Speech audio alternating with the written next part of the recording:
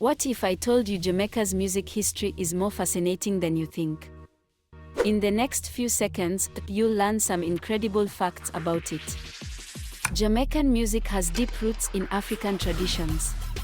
Reggae emerged in the 1960s. It was popularized globally by Bob Marley. But did you know ska came before reggae? Ska blends Caribbean mento and Calypso with American jazz and rhythm and blues. Dancehall and dub also originated in Jamaica. These genres have influenced music worldwide. Ever wondered how reggae got its name? It's derived from the word streggae, meaning rugged clothing.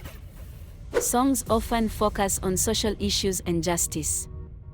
Jamaican music has a powerful cultural impact. Like what you see. Subscribe for more. Hit the like button if you found this useful.